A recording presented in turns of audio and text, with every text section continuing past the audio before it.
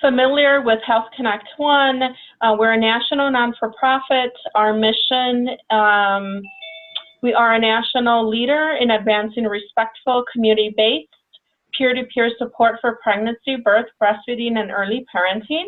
Our vision is to see every baby, mother, family thrive in a healthy community. We work to achieve this vision through an equity-focused approach, supporting the first 1,000 days for birthing families. My name is Brenda Reyes, and I am a program manager here at HealthConnect One, and would love to give everyone a warm welcome, and I will be your facilitator for today. And Sadie, would you like to introduce yourself, please? Good morning, afternoon, depending on where you're at. My name is Sadie White, and I am a program manager here at HealthConnect One. I will be managing the chat and taking care of any technical assistance while we're on the call. In terms of logistics and how our webinar will be going today, just wanted to let everybody know that our webinar is currently being recorded. Currently, you might be in only listen mode. Again, this helps with the quality of our recording. Please make sure to use the chat feature to share any comments and questions.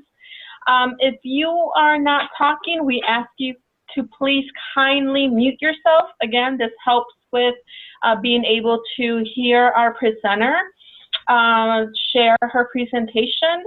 And for any technical issues, as we mentioned before, Sadie White will be managing any technical issues, so make sure to use the chat box to type those in.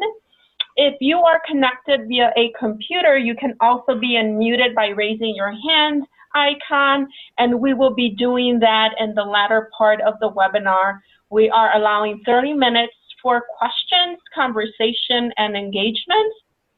Also, please note, we will be providing an evaluation survey at the end of this webinar. We highly encourage you to provide your feedback.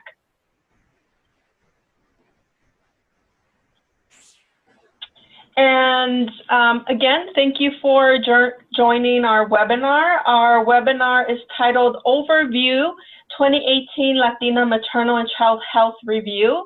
Our presenter here is Derige. She is from Urban Strategies. She is the National Director of Health Initiatives and also a BELA faculty for us.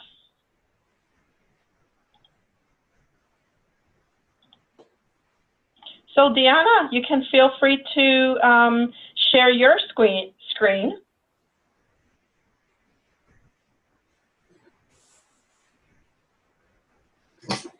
Good morning, everyone. We're going to try to share screens here, so see if this works.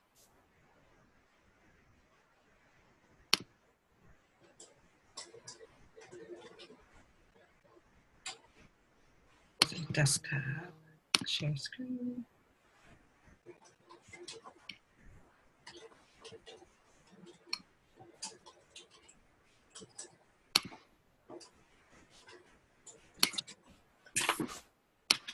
Let's see.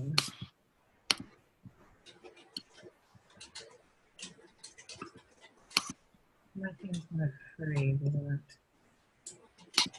Hi, everyone. Just bear with us while we figure this out. We will figure it out, I promise.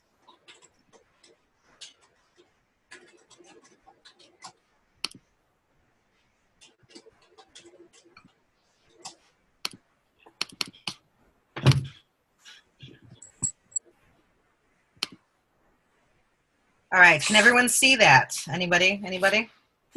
Yes, we can. All right, good. So the first part of this, the work is done. You can actually see the PowerPoint. So I'm going to call that a success for today. So I want to welcome you to this webinar. Thank Brenda, Sadie, and the whole crew at HealthConnect One for having me, inviting me to join this. Everyone who could join us by phone and computer, thank you for logging in. My name is Derige. I am, as Sadie mentioned, I'm the Director of National Health Initiatives at Urban Strategies. Our work is predominantly with underserved, marginalized communities. And we put together, I had the honor and privilege to put together the 2018 Latino Maternal and Child Health Review. And so before I begin with the slides, I'm going to give you the little impetus for this. And this comes after the elections of last night. And this comes from the movement we've seen for women of color around the country. So the Latino Maternal and Child Health Review has been a project in conceptualization for a long time and been a passion project of mine for many years. Those of you who know me, this is my background and kind of the work that we're doing here, know that I've been doing public health for almost 20 years now, and I can say that out loud. And I have been working with social determinants of health, health equity, racial and ethnic disparities. And maternal and child health has always been a specific interest of mine. And those of you who are in that field know that Latinas and the Latino community is often implicitly involved in that, but not explicitly. And if you're in this field or in public health in general, you'll hear things like the Hispanic paradox, the healthy immigrant theory. We talk about Latinos and Latinas in general, first generation specifically, having good health outcomes and good birth outcomes. And so it's not really an issue, right? And so that's a generalization, but that's often what you hear. And so when we talk about the dialogue, it's really important that this kind of document occurred for me, because I'm a true believer, as is Urban Strategies, that the ability for communities to tell their story through data and information, change the narrative, is a direct implication in our ability to change policy and programming. It also helps break down the systematic barriers that exist in our systems and move us more towards an equitable field and reduce the colonialization, the nature of information in our communities. So I'm hearing a lot of background noise. So again, if you could mute your mic, that would be great. So moving forward, when we think about the Latino Maternal Child Health Review, we recognize that Latinas come from a wide variety of backgrounds, racial backgrounds, and representations from over 28 countries around the globe. And this was key to understanding that we needed to start somewhere and just have this conversation. Again, that was always used, the diversity was always used again as one of these things like, oh, it's so big, it's so huge, we just can't, it's so diverse, we can't talk about it. And so as we conceptualized this work, we thought about making sure this is the beginning of the conversation, not the end of the conversation. To that point, this is a comprehensive but not exhaustive list. And again, this is the beginning, we recognize this. We were very lucky to have volunteer authors volunteer their time and knowledge to this work. We tried to work in the way that we set forth in our vision and mission as collaborative and collective, that while this document could have been written by one person, we wanted authors to know that they could come together and have this conversation about Latino maternal and child health. And we also invited a guest editor, Dr. Melissa Valerio of UT Health, Regional Campus Dean for San Antonio School of Public Health, to help us formulate and put this together. We had a group of advisors come together also to help recommend author contributions and content. So that being said, this is the beginning and not the end. And it is to highlight and have real conversations about Latino maternal and child health and where we are in the world right at this moment. I want to also recognize that this work is done on an equity scale and meant to be in solidarity with our other communities. This is in no way taking away from our African American sisters and the work that they're doing to fight for equity, given the high maternal mortality rates and infant mortality rates. And actually, this is in solidarity because we know what happens when the system is broken and has racial barriers and structural impediments. And that the Latinas in general are on that pathway. Women of color in general are set up in the system not to thrive. And so I want to recognize that we're often pitted against each other as women of color about the pie being so big and you're taking attention away. And I think that this work really talks about solidarity and making sure that we talk about this as a whole. From a prevention standpoint, the Latino Maternal Health Agenda has the idea that we know this is coming, it's forecasted, and we're seeing these implications happen now, and so we should be on top of it. So that's my overview to begin with. So next we'll talk about the Latino Maternal Health Review. We have 11 chapters organized to address key areas of Latino maternal and child health. And again, any one of you can sit on this call and say, well, why didn't they add this? This is the beginning and not the end. And we wanted to make it so it was readable, right, and usable for both communities, policymakers, and other academics. So this could be a usable document. We didn't want this to be a giant volume with 46 chapters that gets a pretty title and a pretty cover and gets set up on a shelf. So we wanted to make this reasonable and digestible. Again, the great big thank you to my authors, because they managed to get their pieces down to about 650 words. With any of you who've done publications know that's pretty amazing, because we asked them to synthesize this information and get it out in a way that is digestible for communities. This is a community-facing document. We wanted communities to be able to use this. Many of you who will read this will say, yes, I know this. It is obvious because I work in the community. But having it printed and having this narrative is really key to changing policy and programming and to put the research behind it. So the experts provide a synthesis of data and peer-reviewed literature, and the idea is, again, the opportunity to gain a broad understanding of the topics and identify potential. So these were the areas of focus, and these are the authors that contributed. And they had various backgrounds and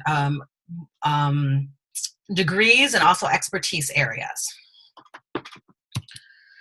We start the document out looking at social determinants of health. I explained to you my background, rooted in social determinants of health and equity. And when we talk about communities of color, and in this case, Latinas, these all interplay with affording us healthy outcomes and good health, and are key to addressing public health. So we talk about income, education, healthcare access, health literacy, and for the Latino specific, we want to talk about feminismo, the collective nature of communities, and acculturation. Both of the latter shouldn't be seen as catch-alls or explanations for things, but considerations when we talk about programming and working with communities in a partnership model. So the overview, again, right now, I guess I should start out with saying is I will use Hispanic and Latino interchangeably as the authors did. If you want to get into a much deeper conversation about that, you can feel free to talk to me offline, but for this case, Hispanic women, Latinas, and Latino women are all used interchangeably. According to the data that we have available to us, currently there are 13 million Hispanic women of reproductive age. That's about 20% of all women between the ages of 15 and 44. We have a relatively high fertility rate of 70.6 per 1,000. So if we think about that, so we break it down in a couple of different ways, right? So there are approximately 4 million births in the US. Approximately 1 in 4 of those births are to Latinas, right? So by default, that child is Latino in some way, shape, or fashion. So we want to first look at healthcare access, right?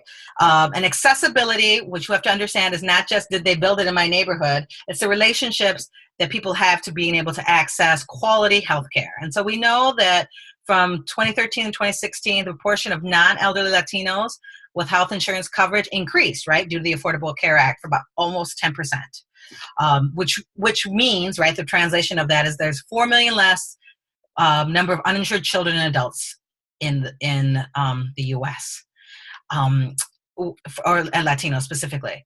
So we know that this increase was great. We also know that the gains that we've seen, we project that we've already seen it, but will start disappearing due to the increases in health insurance premiums. Now, access to maternal child health care services for Latinas is lower than their non-Hispanic white counterparts. Reductions in access to prenatal and postnatal health care services by Latinas equals loss of key opportunities, right? So we aren't able to do as much preventative care or get on top of things earlier to help with chronic health conditions, so that has long-term access. We know that for Latinas, and particularly Latina immigrants, there's intermittent health insurance coverage. And we've also recognized from national surveys that there's limited experience with our healthcare delivery system, how it works and which is the best way to access it. Again, when we think about the larger and broader aspects of why people do not access care, there's barriers to healthcare access include childcare, inadequate access, transportation, language barriers, inability to obtain timely pregnancy testing, work constraint and daytime appointments, and health literacy. So if you, so I'll use an example. If you're a mother, you have to think about all these things. When can I get to the doctor? Is somebody going to be able to watch my children? Can I do it after my 2 jobs? And can I get there conveniently? On top of that is this idea of trust. Do I trust the provider I'm going to, right? Do they understand me? And think that, and will they provide me with relevant information that I can use in my life? And so when we think about health insurance coverage and gaps, coverage is great, but what the authors also noted is the idea that getting medical homes where people trusted and can belong to was key to people accessing healthcare. Now, if you haven't noticed so far, there's lots of writing on these slides. So basically, you have the cliff notes of this report. I encourage you to read the full report, but for the purposes of this presentation, I wanted to make sure you got to the top things. So there's lots of writing on here, but you can always use them later. So the next subject area was preconception health. So preconception health, over the last 40 years, we've really concentrated on, and we've not met our goals. We know that the 13 million Latinas of reproductive age have high fertility rates than the other ethnic groups. And what the author wanted to be clear about this is she understood that the Hispanic population was diverse, including many different cultures and immigration histories and relationships to the U.S., and none of that really mattered. Preconception health is relevant to every woman, regardless of their background. So we know that evidence-based risk screening and risk reduction measures are essential aspects of preconception health, and Hispanic women in the U.S. are less likely to use contraceptive than white women, and more than half of all pregnancies of Hispanic women mirror that of the U.S., this unintended pregnancy. So the idea really behind preconception health is one of having healthy women for childbearing age, but also in an equitable system, is that girls' health and women's health, even outside of conception, is really key to healthy communities and healthy families. Or I should say healthy families, then healthy communities, right? And I can say in particular in this case, because we're discussing Latinas, but we know this from many of our community colors, that women are the center. So if we have healthy women and mothers, we have healthy babies, we have healthy communities, we have healthy families. And so preconception health is the idea that women are healthy going into pregnancy, but that means we need to think about that long before they're in their conception years of really what people call the 15 to 44. So we do know some other things about preconception health. We know that there's been a really push for multivitamin use, and we know that for Latinas, that is not as high as it is. The use of multivitamins is lower amongst in Hispanic women than non-Hispanic white women. And we have had some culturally based interventions, right, including the voluntary fortification of corn masa, because we have fortification and folic acid to reduce neural tube defects in bread, but we didn't have it in masa, which was a main source of it was a main source of replacement of bread in Mexican and Central American communities. So we had the fortification in 2016 to reduce neural tube defects. So that was one of those things that was like, okay, an aha moment. It didn't solve the issue, but it moved us closer to understanding one population's need. So we also know for preconception health and not fully planning for the pregnancy, the perceived so if you don't prepare for it, right, you don't know what you need, you don't know what you don't know. The perceived absence of risk, both by a provider field, right, and the woman herself, and the general lack of awareness of the benefits are some of the reasons women have provided for not utilizing preconception care services. Like, I don't need it yet. I'm not pregnant yet. I don't need to. It'll be fine. No one else I know uses it. And we'll talk about that when we talk about prenatal. That falls right into the prenatal care and why we have big gaps there.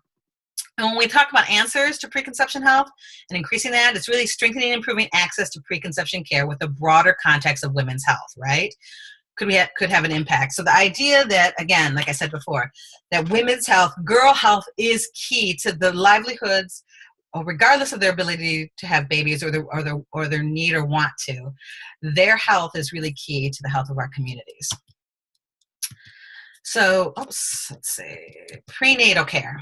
So prenatal care is essential to reducing adverse fetal, birth, and maternal outcomes. We know this, right? It's a chronic maternal, and to diagnosing and treating chronic maternal health conditions. We know that initiating prenatal care during the first trimester is our goal, a gold standard, and is key, and that there are approximately 14 plus prenatal care visits that are recommended for standard care. So we've talked about increasing accessibility, but we know that nearly 30% of U.S. Latinas versus 18% of their non-Latina white counterparts begin care after the first trimester and obtain less than is recommended of the number of visits. So the flip side of that is only 71% of Latinas obtain adequate prenatal care compared to other non-Latina ethnic groups. And so that goes back to when did you know you were pregnant, right? If you don't know, you weren't planning for it. If you didn't know, your accessibility to that, and knowing even where to go. Those are all key players in this. So we know that inadequate prenatal care utilization in Latinas should be a national concern, right? We know that 1 in 4, at this moment in time, 1 in 4 births is to a Latina. And that has implications, again, on short and long-term health, but also short, both and long-term productivity of the economy in the U.S., right? We want to have healthy moms and babies because it's the right thing to do.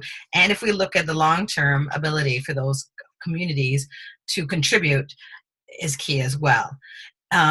We also know that inadequate prenatal care is associated with deficient postpartum and well baby care. So if you didn't get prenatal care, right, and you're not familiar with that system or trust that system, your likelihood of going in afterwards and getting well baby care and being on time and on schedule and postpartum care for yourself is actually decreased. And so now we're moving into preventative care, like the preventative care gold areas where we want to get babies in early, we want to get moms in early, we want to support them. Again, this is a long system. So if you didn't get in during preconception, you didn't get in through prenatal, the idea that you're going to come in for postnatal all of a sudden, you're going to have this moment of being like, aha, it keeps limiting our ability to intervene. So when we think about ways and solution, we think about culturally competent healthcare, education, and counseling for Latino communities that are relevant. We recognize that the traditional U.S. model where patients are supposed to actively seek prenatal care from healthcare providers is probably unfavorable. And this is actually for all communities. Again, we're specifically talking about Latinas, but the idea that, again, we have this place of prenatal care and people should come to it as opposed to this active recruiting of communities and having them understand why it's important is critical for people understanding the healthcare system and how to utilize it. And then also that researchers and healthcare workers must find innovative ways to gain access to vulnerable Latino communities and advocate for the delivery of prenatal care within communities. So the idea that we need to do more than just saying we built this facility or it's available, right? We need to understand what the community needs and how best they receive information, data, and services. So when we talk about then post-care and what's happening, we know some things that we wanted to focus on that have been come to light most recently with more research is this idea of postpartum depression. So let me see, yeah. And research among U.S. and foreign-born Latinas, so basically all Latinas in the U.S., indicates depression prevalence during and after pregnancy ranges from 1/4 to half of all Latinas. That's double the prevalence of the general population. We now know that postpartum depression is probably more common than it is rare in all women. But for Latinas, we're seeing really high rates, coupled with the stigma around mental health and the ideas of suffering and motherhood can make a really dangerous position. And offers us, right, a real opportunity to help with prevention, both primary and secondary. So we know early intervention is essential to the treatment of postpartum depression, but we know the disparities exist between the prevalence of both diagnosis and utilization of Latinas, especially those who are immigrants. When mother's mental health is compromised, it can affect the way she parents or emotionally tends to her child. So when we think those of us who work in early care for children, this has a direct impact on ACEs, thus putting your child and you at risk, right? We know in communities of color in general, stigma and lack of recognition of symptoms and misconceptions of postpartum depression, and this is specifically among Latinas and their service providers, make early detection of depressive or anxiety symptoms challenging. So one of the barriers to proper recognition of postpartum depression is in Latina mothers, especially those who are immigrants in the U.S., may have different perception of diagnosis, treatment, management, and depression. So we know that women, when we've talked to women, when we've seen these surveys, what we know is that women don't want to talk about themselves being depressed for fear that their children be taken away. And in this current environment, and the racist rhetoric out there, I don't want to underplay those things. Like, women are very conscious of being under attack, and Latinas specifically, and we'll talk about that a little bit at the end. And so this idea that if I tell them I'm not feeling well, or I'm telling them I'm having these bad moves, or I'm blue, they're going to think I'm crazy. They're going to think I'm dangerous to my child, and they're going to take my children away. And also, what does that mean for the community? How will the community see me if they know? Does that make me a bad mother that I have these feelings, that I don't know how to appropriately suffer for my children? So what we know is that one survey of Latinas, of which 89% were first generation, so again, this is the first generation immigrants, found that nearly a quarter of postpartum mothers actually self-reported depressive symptoms and felt that they needed some sort of help. Yet only half of them were assessed or provided resources for treatment from their healthcare provider. And so again, this is the misunderstanding. This speaks right to the misunderstanding between provider and the Latino community. So the women are self-identifying as having problems and needing help, but the provider, that is not translating what their provider is seeing or the treatment that the provider is providing for them. And then again, negative perceptions of mental illness, their treatments permeate in the Latino community and result in stigma, fear of being labeled crazy, or disgracing the family, combined with cultural norms that discourage people from talking about mental illness, create barriers to treatment. So we really have lots of opportunities to work in there to help women and support women. And again, we'll talk about this a little bit later when we talk about the addition of in our modeling, talking about the fourth trimester. So we also talked about type 2 and gestational diabetes, and this often comes up. Like, this is something you guys will hear a lot about. So when you do talk about Latina maternal and child health, people say, oh, gestational diabetes or type 2 diabetes. That seems to be because we have such high numbers in that area. That's the one area where Latinas are usually explicitly involved. And again, diabetes is one of those things, as we look at how to prevent, that should be talked about way before we get to this point of even type 2 diabetes. So we know being overweight, obesity, physical inactivity, and inadequate fruit and vegetable consumption are more common among Latinas than non-Hispanic whites aged 18 to 44.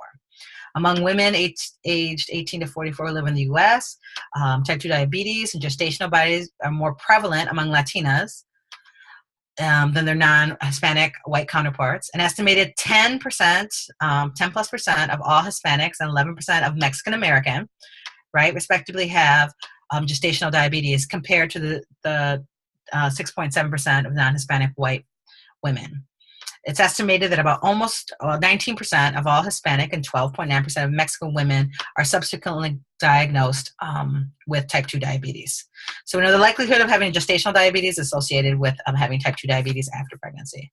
An estimated 3.6% of Latinas 18 to 44 have diabetes, excluding gestational diabetes, compared to 2.3% of non-Hispanic white.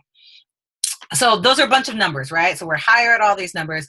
And we know that those aren't the real numbers. We know the prevalence is probably actually higher because diabetes goes undiagnosed for so long. We know a little bit more about gestational diabetes, given if people are in prenatal care, there's regular testing that is recommended for them. We know that when we talk about diabetes, we know that congenital malformations, pregnancy, newborn health problems, high birth weight, preterm birth, cesarean delivery, and birth injuries are common complications of diabetes during pregnancy. And this for me is, I'm going to veer off to a little story. This for me was one of those moments in time where in my education in public health, which was at the University of Michigan, and we were talking about gestational diabetes, and that's, again, one of the only classes where Latinos were brought up. And one of the key markers for infant health and birth is low birth weight, right? And so we knew that in general, right, when we aggregate all the data, that Latinos actually gave birth to heavier babies, right? And at the time, way back when, in the olden days, right, when I was in school getting my master's, big babies weren't a problem, both for communities and for doctors. They were just, oh, those are those big Latino babies, specifically those big Mexican babies. And now we know that macrosomy, these large babies, actually do have, it sets them up for other complications in life, but we weren't looking at that. That is not to take away from the very key importance of low birth weight, but it's also understanding what the framework, right? What are we looking for? What is the question we're trying to answer? And that's often when we talk about the healthcare system. The system, when we talk about it failing us, is it's not asking the right questions. It's not expanding its scope. So back to the slide. Children born to women with diabetes during pregnancy and women with gestational diabetes have increased risk for developing type 2 diabetes in their subsequent years. And when we talk about solutions to reduce the prevalence and consequences of type 2 diabetes and gestational diabetes in Latinas and their children, policymakers and clinicians should partner to focus on strategies on increasing access to preconception, prenatal, postpartum care for Latinas. So you see kind of this development, right? Like we need to start early and we need to continue this, and we could reduce some of these direct disease burdens. Continued research to identify practical community and clinic-based innovations with all Latinas of childbearing age, regardless of pregnancy status or GDM history, is needed. So gestational diabetes history is needed. So we move into fertility and unintended pregnancy and interpregnancy. And so this was a very dense section. This has got lots in it. I had to highlight and reduce. There's a fertility chart down there. I want you to read the whole book, but this one, if I don't get to everything, I apologize, and this one in particular. This is one of the articles that came back, and I love this author, Dr. Patel. When we gave her 500 words to start with, she came back with 1,500. So she has a lot to say, and she's doing some great work out there. But what we know is that fertility rates, unintended pregnancy, and inter-pregnancy intervals are central measures of reproductive health. Each year in the U.S., there are about 6 million pregnancies. Hispanic women with childbearing years that consistently have highest fertility rates compared to other racial and ethnic minorities. Birth rates among Hispanic teens are more than twice that of white teens. And in 2016, Hispanic adolescent females ages 15 to 19 had a subsequently higher birth rate compared to their white counterparts. So what we know again here is that the idea of women having control of both their own fertility and pregnancy outcomes, having resources to just make those decisions, and to do the interpregnancy, which is the planning between pregnancies, which we know that the recommendation is approximately 18 months between pregnancies in order to support healthy birth and healthy maternal health, right? So when we talk about addressing reproductive health in Hispanic populations, or for Latinas in general, we talk about the need to improve women's access to a full range of safe, effective, affordable contraception so that she can have control over these life moments, right? And long-lasting reversible contraceptives, right? And these are, again, not coercive, because Latino communities have a history of coercive behavior on this before sterilization, and the use of the birth control bill being tested on our communities. So, right, so we have to know where we come from to understand where we're going, but being able for women to access this information in ways that they can digest and understand and know what their choices are, and that there are choices. Providers must provide high quality, patient-centered family planning care for all women, with sensitivity to historical and cultural context that may affect their interactions, right? And these aren't things that happened way back in our past. These are immediate things. We're talking about forced sterilization. We're talking about forced use of contraceptives by communities in large swaths within the last 30, 40 years. Information about family planning and contraceptive options needs to be provided in accessible and culturally appropriate ways. Programs that provide support for families during pregnancy and through early childhood should be expanded to better meet the needs of the Hispanic population. So again, women and families having the abilities to understand their fertility, understand how to prevent pregnancy, and understanding their timing of pregnancies that supports their needs, both their personal needs and their family health needs. So breastfeeding. So this is my area of expertise. This was my contribution. And so there's not a lot of words. There's lots of graphs though, right? I like infographics. So for me, breastfeeding is one of those things, and I'm going to go off a little bit here, but you know how, if you've heard me speak, you know I've talked about this. It's a means and an end. It provides the optimal nutrition for infants. It reduces chronic health problems in both women and infants. And it also provides cognitive development support, which is really needed in our communities. It also matters. So Bartek et al., and this infographic here, looked at breastfeeding matters for all families. So when we talk about health equity. So when she looked at the numbers of this, we know that Black and Hispanic children who experience suboptimal breastfeeding are greater risk for childhood disease and death. So breastfeeding has a direct impact on the reduction. So for Hispanics for Latino children who are suboptimally breastfed, right? Breastfed for less than 6 months exclusive, their chances of ear infection are 1.4 times higher. Their chance for GI infection, and not just might have an upset tummy, but I might have an upset stomach that brings me to the hospital, is 1.4 times. It's their children who are suboptimally breastfed, Latina children suboptimally breastfed are 2 times more likely to have necrotizing enterocolitis. And for our preemies, that's a huge marker for morbidity and mortality. Our Hispanic children are 1.4 times more likely to die of SIDS, and 1.5 times more likely to have childhood death for suboptimal breastfeeding. So breastfeeding has direct implication on childhood morbidity and mortality. And that's really important to understand when we talk about breastfeeding. We know that in 2015, 85% of our Latinas initiated breastfeeding, right? They had a very high expectations that they wanted to do this. Unfortunately, only 21% of them were able to exclusively breastfeed by 6 months. So of that 85%, only 21%. And so when I often look at this statistic, I remind communities that this isn't about individual decision. This is about systematic barriers when we have drop-offs like this. We also need to know that Latinas supplement at the highest rates of any group, and supplement the highest rates of any group at day 2 when they're surveyed. And that is really key to what messages we're getting and what information we have available to us. If you also look at Hispanic breastfeeding, you'll see that we've been climbing. It was one of those things where we're the poster child for a long time for breastfeeding. But in 2015, our ever breastfeeding started to slow, right? In 2014, it was 84.8. In 2015, it was 84.6. 6 months, any breastfeeding increased slowly, or 12 months. But our exclusivity rates actually dropped. And this was also true in the Native American population. And this should be one of those markers where we're paying attention, right? That we're all not in the same trajectory, that systematic barriers are influencing exclusive breastfeeding and us a bit of our ability as Latinas to provide the optimal nutrition for our children. And so I provided that information there. So we're still a lot to learn for that. And it's a lot to learn when I think about prevention health and people say, well, Latinas breastfeed at really high rates. They do this so good. They're like where we want to be. And what happens when you don't what happens when they're not included in the narrative, when programs aren't directed for them, we will lose our momentum that we have. And so that's one of those lessons we've learned. And we're trying to unravel this phenomenon and figure out how we can support. So, and when we talk about Latina maternal and infant health, we also talk about immunizations and vaccine and preventable diseases. And so I provided the table here for you. You know this. You know that timely vaccinations are really important to morbidity and mortality of our infants and children.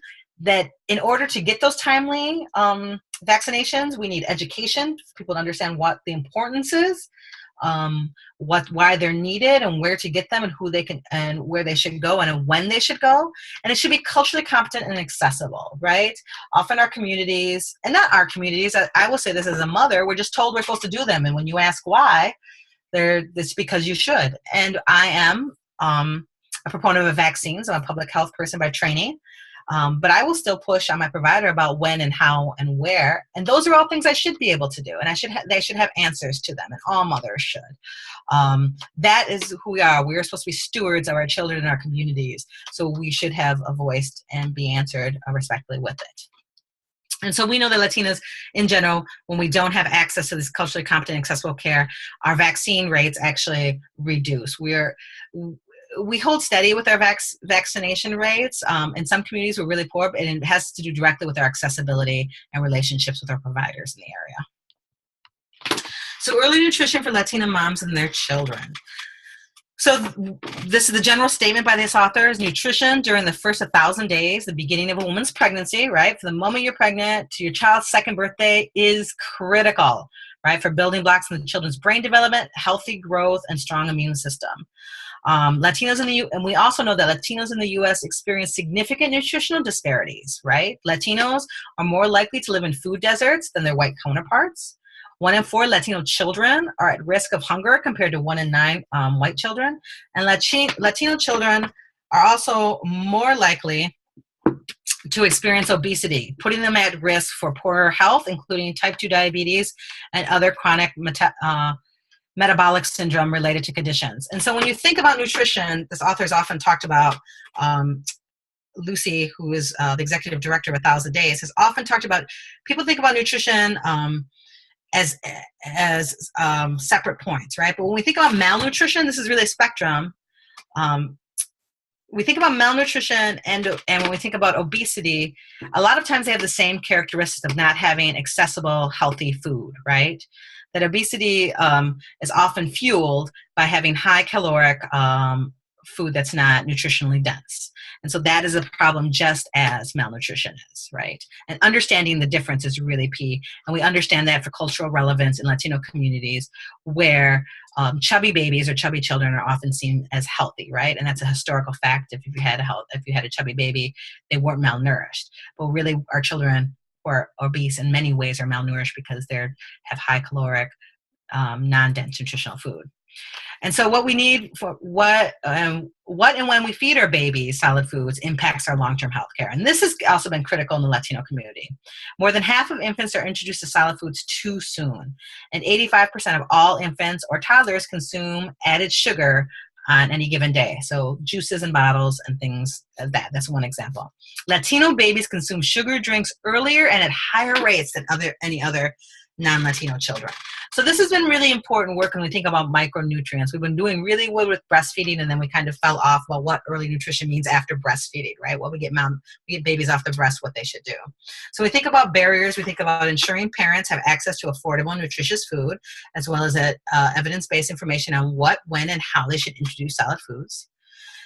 Children with healthier eating patterns in their first years of life are more likely to have healthier eating patterns as they grow older.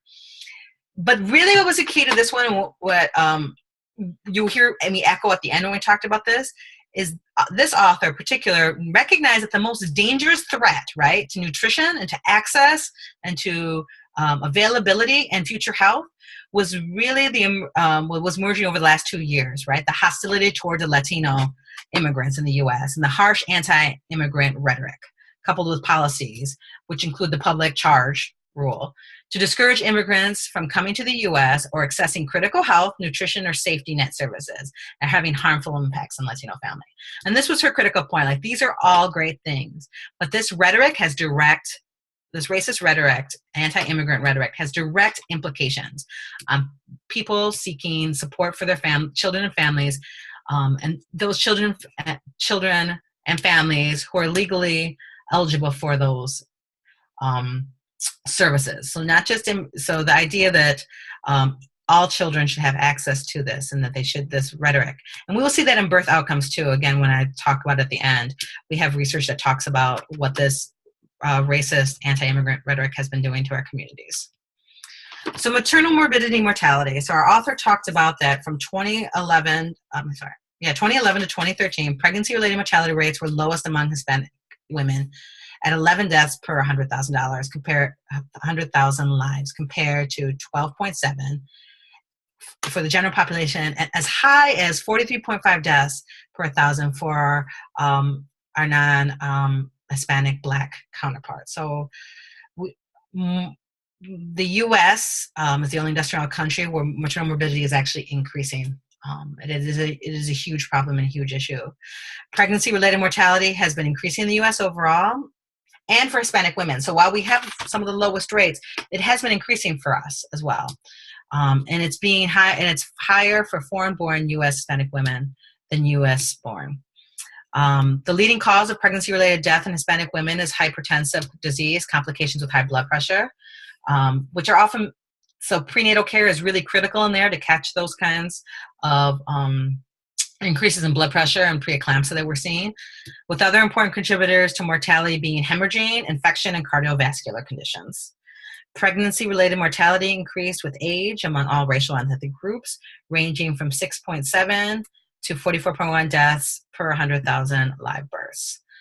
So when they talk about documented differences for severe, sorry. What I should have said is one of the other things, again, when we talk about what lens we look through and what questions we're answering, we often look at maternal morbidity and maternal mortality. But the phenomenon of severe maternal morbidity is actually really critical to examine. So while our mortality rates are increasing, our severe morbidity rates, our almost dying, is increasing even faster. And that is a crisis that is preventable. All of these are preventable, but it's something we should start looking at because we're not talking about it. It's kind of like, if they don't die, good, we made it. But the severe maternal mortality is one of those markers that help us understand what's going on. So higher percentage of Hispanic pregnant women having pre-existing conditions, right? Obesity, entering prenatal care late and receiving no such care, and being insured by Medicaid. All of those are precursors or pre-existing conditions to pregnant women having poor birth outcomes. And so we know these things and how we can alleviate some of the threat. Findings that foreign-born Hispanic women are more likely to die from pregnancy complications than their U.S.-born counterparts, may be due to things that are like language barriers, concerns about undocumented women having legal action, and lack of familiarity with the U.S. healthcare system. So if you haven't by now, you're starting to see these same kind of issues, right? These same kind of barriers that are keeping our communities from accessing healthcare services, receiving them, and have direct impact on their morbidity and mortality. So when we think about conclusions and next steps, again, this is a moment in time. And so before I go into this in detail, those of you who do policy work know that much of the policy work that's done is important that we have the research and the data behind it. It's also about timing. When we decided to do this work, we recognized the moment in time in history and the politics and the anti-immigrant rhetoric and the structural racism was profound in the community, right? In the U.S. cultural norm. Yet it was important that we started this dialogue. It was important that we put our foot in the sand because with hope comes faith that the momentum will change. The tide will turn, and that we will move to a place where we need to make change, and we have that ability to do that. So this puts that kind of work forward and says, let's start somewhere, let's have this conversation so that we are ready for when the time is right. And so part of that is to look at a paradigm shift and how we look at Latino maternal and child health, maternal and child health in general, and taking a life course perspective, right? So we know the research has told us in the last decade about allostatic load and stress on women. And I told you I'd bring this up. So a recent article recent study by Harvard looked at immigrant women in New York post-election during the anti-immigrant rhetoric and found that their preterm rates were actually increased compared to before Trump was elected. So the anti-immigrant rhetoric, this cultural climate, this stress has direct implications on preterm birth and the health of Latinos and health of communities of color and communities all over. So we know it has a direct implication. So the idea that stress is a factor and that our communities deal with stress. So that was a really important article. But we also know that everyday stress of racism has been shown to have negative health impacts, right?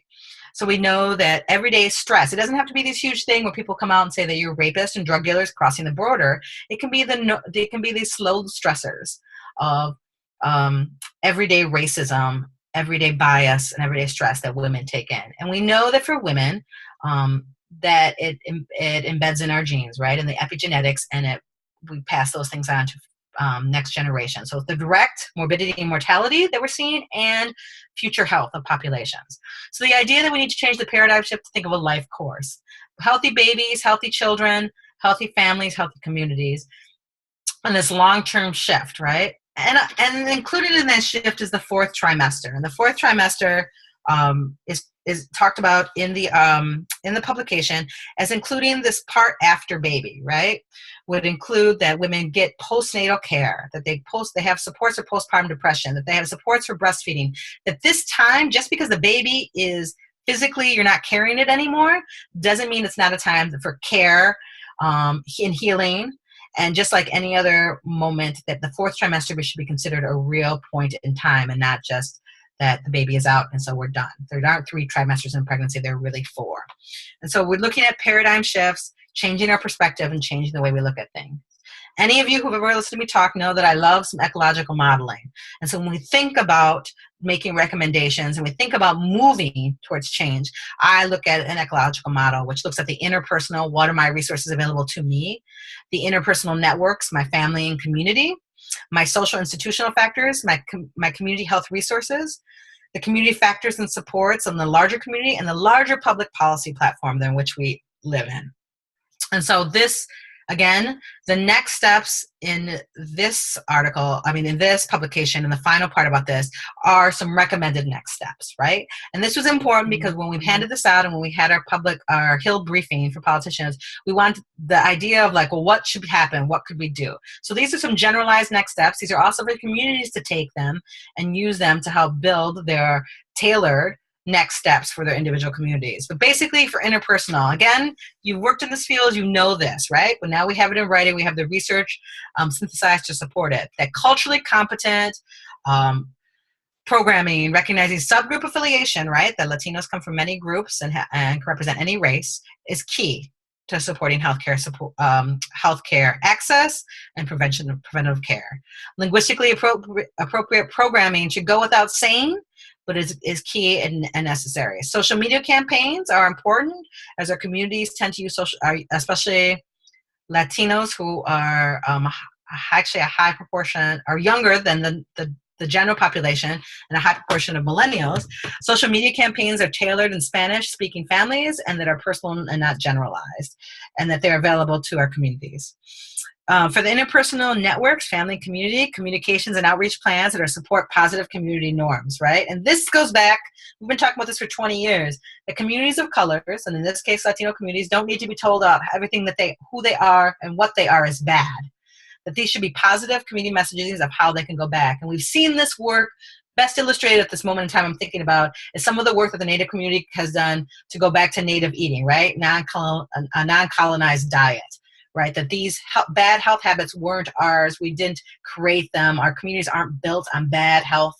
They're actually built in very holistic and supportive things. They've been changed over the time over colonialization and structural racism. So again, that communications and outreach plans and prevention and public health and medical build on what are healthy, right? Like, how do I support this community being healthy and not tell them who they are and what they are is wrong? Anchoring maternal and child health community programming in both traditional and cultural practices and creating new social norms.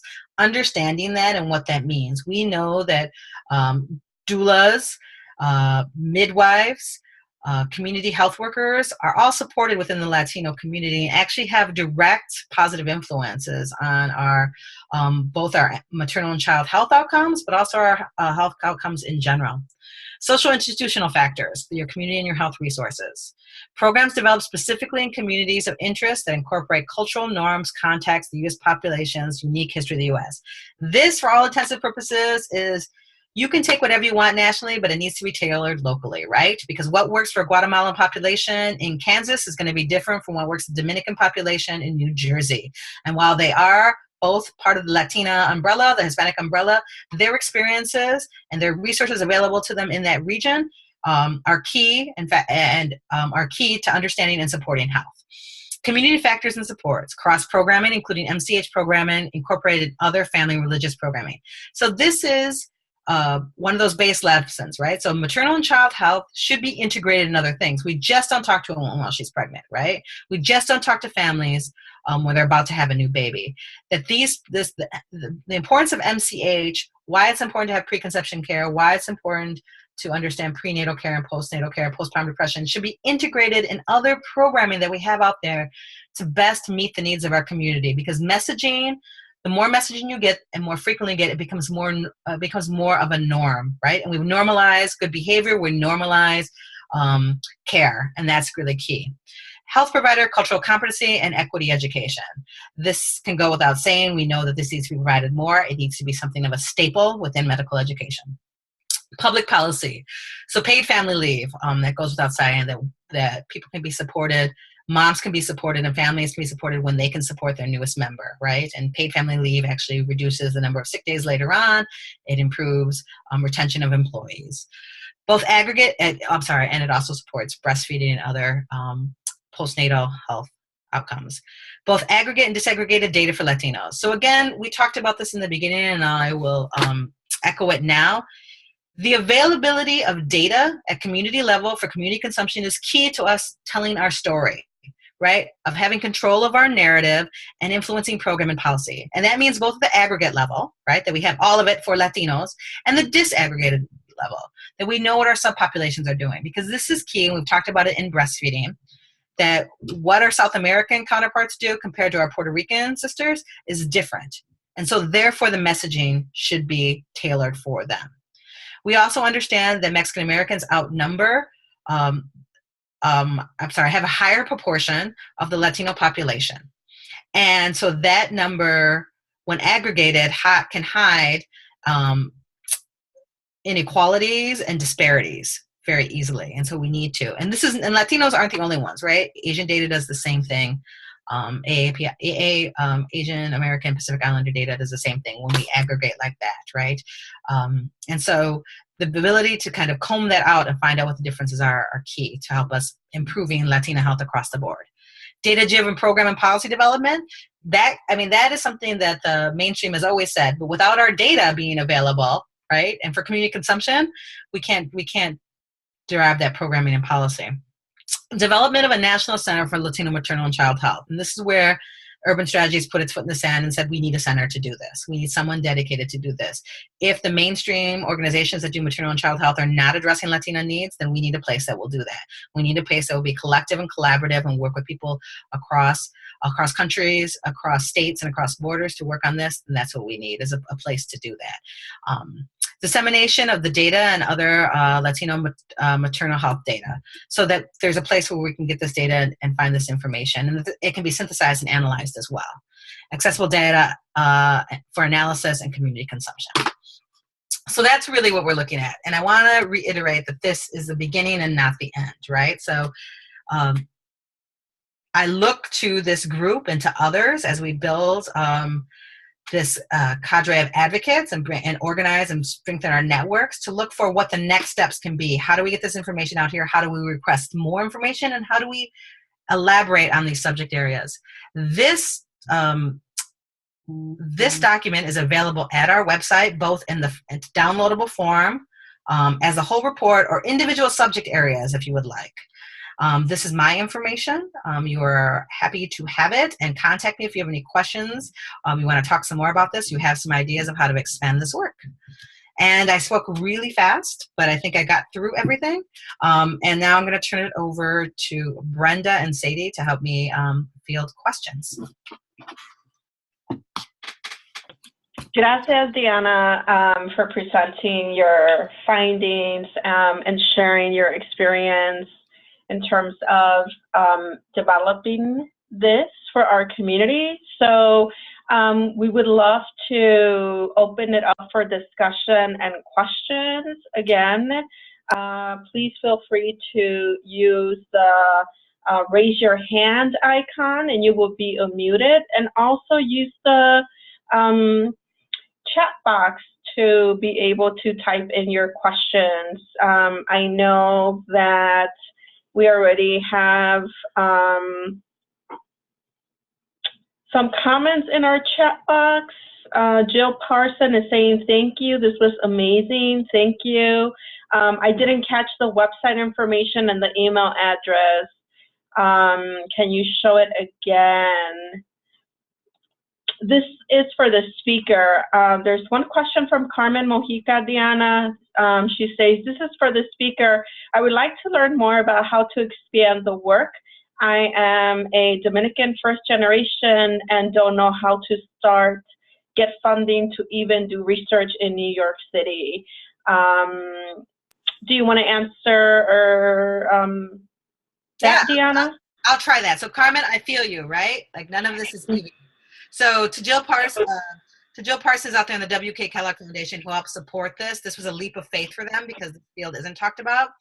So Carmen, I'm happy to talk offline. Part of this was one of the reasons we included different researchers is we wanted to get them exposure to say this is important and there are people out there talking about it. So happy to talk to you. New York, your health department has some great work on equity and is always looking for partners. So yeah, contact me. I will put my email in the chat box so you can get a hold of me if you would like to. Thank you. There's also a comment from Ileana. She's saying, thank you, Diana. Thank you, Diana. These slides have provided me with some ideas to further extend the topic to our team. Awesome. Liz Brooks says, whoa, that was impressive, digest of an impressive amount of data and research. Thanks, Diana. Would we have access to these slides? A question. Thank you, Diana. Will the PowerPoint be available? So the PowerPoint, so Brenda, can you help me get that PowerPoint accessible? So yes, this information is yours to have, guys. Like, please use, and I think all dialogue is good dialogue, even if it causes discomfort, right? We're not growing unless we're uncomfortable at some point. So yes, please use this as a starting point for conversations to encourage dialogue and continue the work. We will send that out and make it available to everyone. Thank you. They're also asking, yes, the PowerPoint and the recording Sadie shared will be made available to everyone. There's another comment here, Diana. I'm currently working on a project on improving data around reproductive justice outcomes in African diaspora.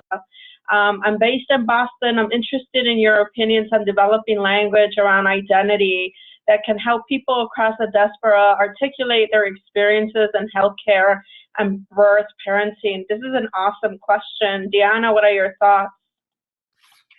So I would say talk to me. Let's find a time to talk, because I think this is really important work.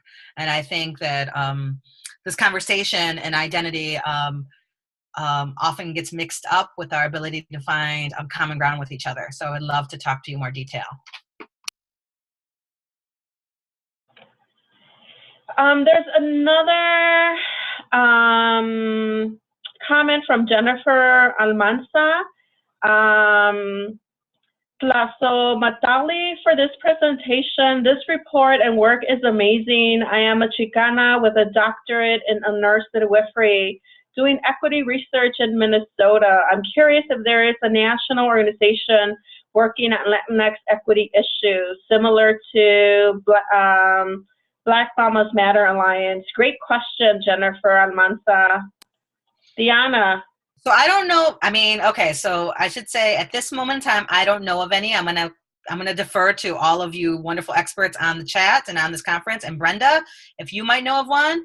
But I'm also saying that's one of the reasons we put this work out there, because we would love other research to say, hey, I want to do some more of this. Let's figure out how to do the next version of this. Yeah, I'm not currently familiar. I think there may be lots of grassroots, local groups doing wonderful work around Latinx equity issues. So I would love to connect with you, Jennifer. Maybe we need to develop one or partner up with our sisters. So exciting. There's another comment from Cecilia Barbosa. Thank you, Diana. This is much needed. What were the major data gaps you found? Is there any study on ACE among Latino children? Great questions here. What did you find as the most remarkable or new finding? That's from our sister Cecilia Barbosa in Virginia. So Cecilia, there's a bunch of questions in there. So data gaps was the availability of data, right? Was actually to be able to tell the story, like what did it look like, who was collecting it, and could you break it down and understand it, right? Because when you start looking at Latino data, right, you're like, okay, so what Latinos? Are we in New York? Is this national data? Like, what is this representative sample? Like, you start asking questions about acculturation. So we noticed that too, like, who is the person collecting the data? What are they collecting? Is it publicly available? So those are the gaps, the availability of data. Is there study on ACEs? I believe the Packard Foundation, Lucille Packard, did something on how the children are, like how are the children report, that talked about that. Again, I'm going to refer to the group if they know any direct with ACEs children. I also know that Unidos, formerly National Council La Raza, has done some work on Latino children and their well-being. And what did I find the most remarkable or new finding? I think, and this wasn't a finding, I was actually really impressed with the number of people out there doing this work. And so when contacting them, and so this isn't a finding, right? This is like having faith in your community. The people were doing this, and when we asked them to volunteer this work and help us put this together, they said, yeah. And then they thought about it and said, you know, no one's ever asked us that. We've never been able to put anything together like this. And so to me, that was the most remarkable thing, is like we have this information. How do we get it out to people, and how do we make it digestible and usable for communities? Because there's so much work to be done, but there's so much information already out there. There is another comment here. Thank you so much for your presentation. I'm working with a hospital-based doula program. I'm curious if you have any more information on the role of doulas in maternal outcomes, particularly among Latina women. So I'm going to divert to my HealthConnect One partners, who are the community doula, have the expertise, and also the other doulas in line, because I'm looking at the chat box and I know there's other doulas there. So I don't have any research studies off the top of my head, but I know that there's been work done on, I think there's been some qualitative studies done as well. So Brenda, do you? Yeah, so I want to refer people to our perinatal revolution that looked at outcomes with the Latino community, and I'll be happy to share the link and also share it in our email with everyone. So yes, we have some of that information available. And also, I would like to encourage people to also share those resources in our chat box so that we are able to share it with one another in an email. Thank you, everyone who's participating in our chat box. It's very active. People are just sharing, typing up. Your fingers are on fire. Thank you. This is amazing. I am based out of Connecticut. I'm so glad to have been part of this webinar. Thank you for sharing. I will be bringing this forward to my next Grand Church meeting. I work predominantly for marginalized women, substance abuse, and immigrant women of color. This is so vital. Thank you. Natasha Ethnos, thank you. She says, you did a great job with this webinar. So glad to be part of it and learned a lot of information. Will the slides for the webinar be on the BELA website? Yes, they will, Natasha. We would have them available. Sadie also just shared the link to our perinatal revolution that gives some report, a white paper that includes data in terms of the impact of community-based doulas for the Latino community. Jennifer Almanza, please reach out regarding organizing a national org. She's providing her information. Exciting. Another comment, thank you, please share. So do we have any more questions or comments before we close?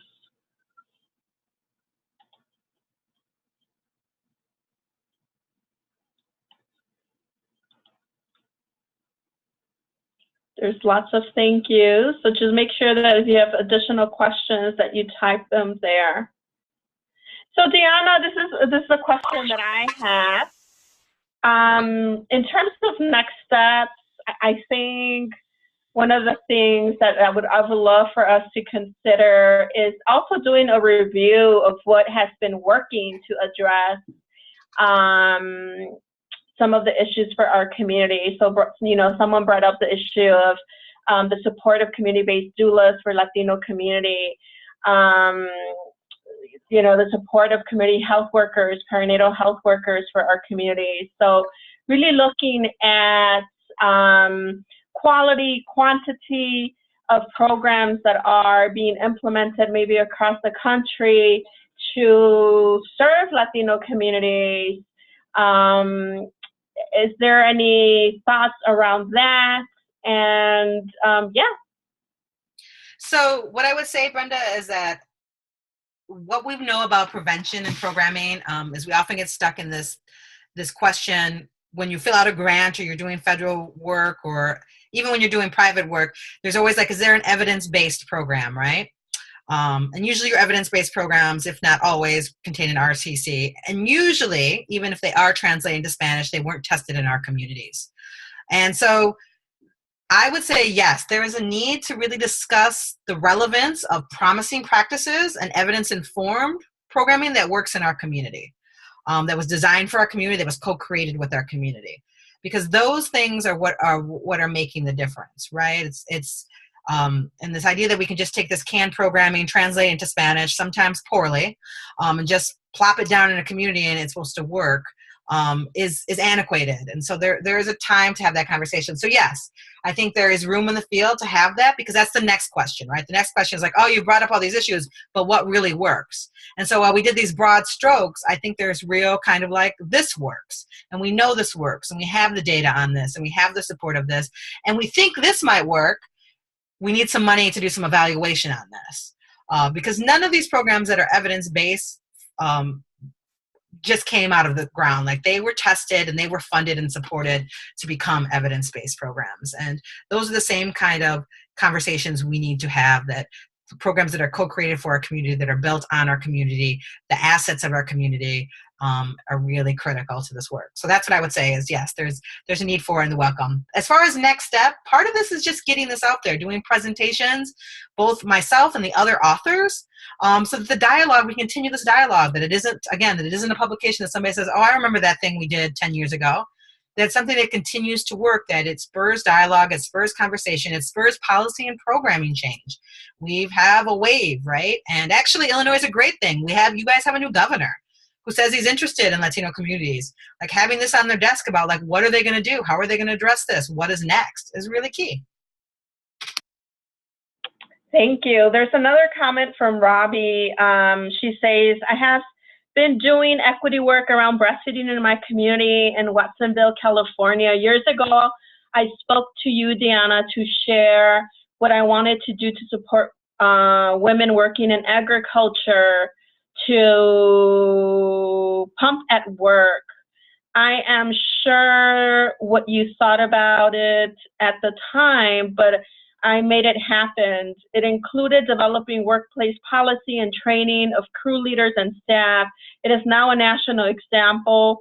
It would be great to have a sharing of work that can be duplicated, build upon a sharing of our experiences and expertise as well, and to learn from others. I would totally agree. And I think Robbie is talking about when I was a program officer and I had ability to fund things, and not everything got funded, right? And as every funder will tell you, that has no, it's one of those things that has no, it doesn't necessarily represent, and it shouldn't represent, the importance, the relevance, and the capacity of the program you're doing in community. And that's the work. So yes, Robbie, congratulations on that. And yes, I think we should share it, because one of the things that is important to this work is that we don't struggle in vain, and we're not alone in this, right? And somebody has started, if not built the wheel, has at least started conceptualizing it. So let's work with each other. There's another comment in our chat box. It says, it would be also great to have knowledge and stats on what the Latino healthcare provider workforce. I know previously the Latino physician workforce has been quoted at 5% in California, which is a state of greater than 30% Latino. You don't have to be a Latina to serve Latinos, but this helps to address access and cultural humility. OBGYN from Watsonville, California. Another comment, thank you, Deanna. I agree with you. There is data out there, but not very accessible, or it hasn't been analyzed. And then in some cases, it's just not available. Looking forward to reading the full report. I'm heading up a group that is preparing recommendations on improving Latino well-being in Virginia for the governor. We will tap into your report for the section on health. Another comment on our chat box, our OB team is working on enhancing patient care by exploring the 4th trimester. However, I've been approached about Los Dos, and they have put pressure on eliminating such thinking. What are your recommendations on dealing with this? Deanna? So I'm happy to talk with you offline about this. And actually, what I think is interesting is they're not mutually exclusive, right? The idea of handling and talking about Las Dos, which is the supplementation of breast milk with formula, and a 4th trimester are not at odds with each other. They're actually supportive of each other and thinking about the long-term care and the preconceptional care. So I think it's Ileana, right? I'm happy to talk about it offline, Ileana, and to continue that conversation. Yeah, I also want to encourage people to also type their recommendations. If you see a question, feel free to use the chat box to share your thoughts. and recommendations for Ileana. There's another question from Julie Arciaga Tubera. I am in Pacific Standard Time and I didn't catch the Central Time for this webinar. Is there any way I can have a copy of the recorded presentation? Yes, it would be made available to everyone. There's another comment in our chat. Please check out the work of this organization. They have used entirely participatory research and have validated research tools around autonomy, respect, and focus on IB PLC communities. ACOG and ACNM are working with them. So that resource has also been shared. Another comment, thank you for the information. It is much appreciated. You spoke about the importance of breastfeeding. I just want to share that there's a milk bank out there who provides safe and pasteurized donor milk to hospitals for babies in the NICU. Some of these milk banks can provide free breastfeeding support as well. Latina women need more help from certified lactation consultants. Let me see here. Who speak their language. Keep up the good work. Thank you. I would love to help make this report into a visual PowerPoint platform with stories so that we can all share within our states and communities, and in Spanish as well. Is this available in Spanish, Diana? The report is not yet.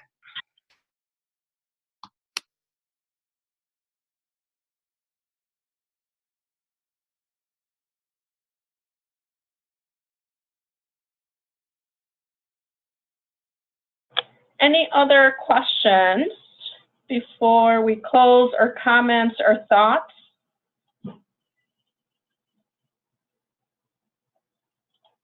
So this is to Robbie's point. This is Deanna. Robbie and everyone else on this conference call. This information, while we ask that you recognize what publication it came from, like the mother publication, so that people understand that we need to put resources into creating reports like this.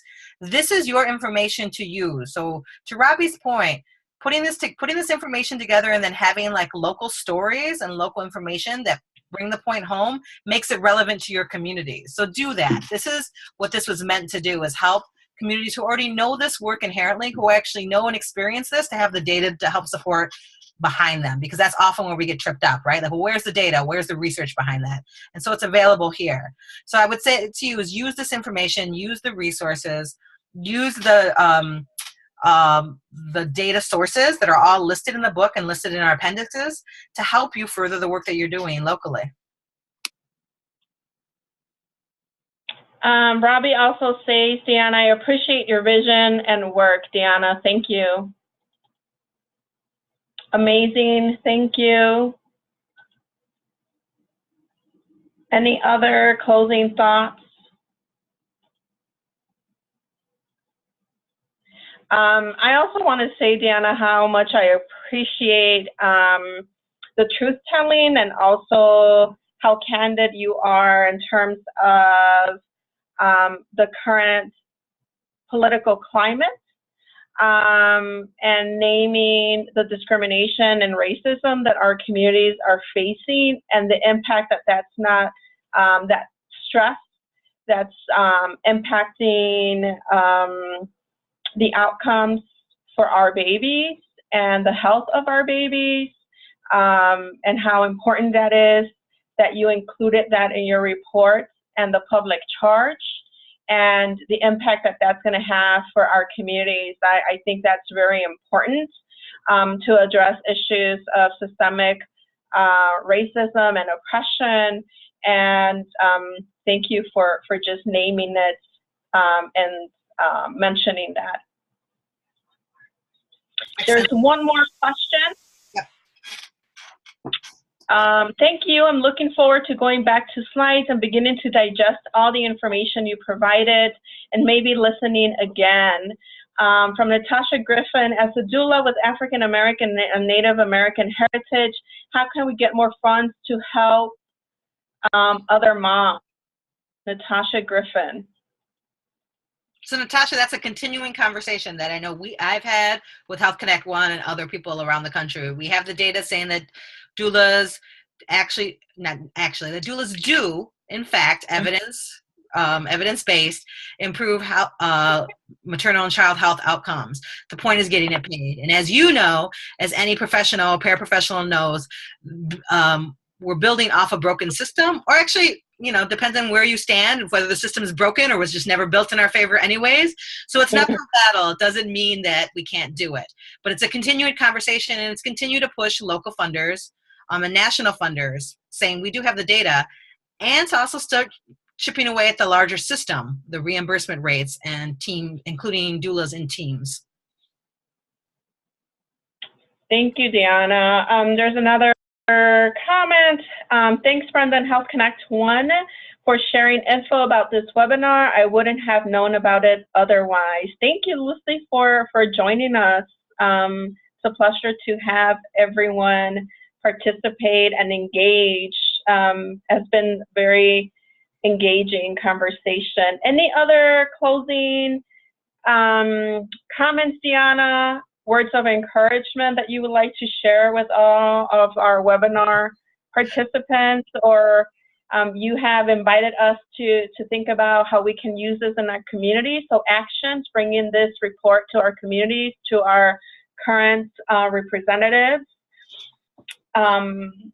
Any last words that you would like to share? Yeah, so I don't know if they're inspirational, but they're a reminder to me. So I do this work because I'm called to do this work, right? And I'm very privileged and honored to have that gift and responsibility. And so I thank both my elders, my ancestors, but also all the people who are on this call who showed up today, who wanted to be present. I think that's really important that we're present for each other in this work, because I can think of all the metaphors, right? We want to be the change we want to see in the world. If not me, who? And if not when, if not now, when? So I'm thinking about all of that work that we have to do. And it is a long road, and it is an uphill battle, but we are built to do this work. We have that fire in us. So thank you for showing up today and being present. Thanks for supporting this work. And I look to you to continue to encourage the dialogue and to reach out and figure out how we can move forward. So thank HealthConnect One for getting this out to a broader audience. I appreciate that. Thank you so much. Muchas gracias, Diana, for taking time out of your busy work schedule and being our advocate and bringing this information not only to us, but to others across the country. Gracias. Thank you, everyone. Adelante. Thank you.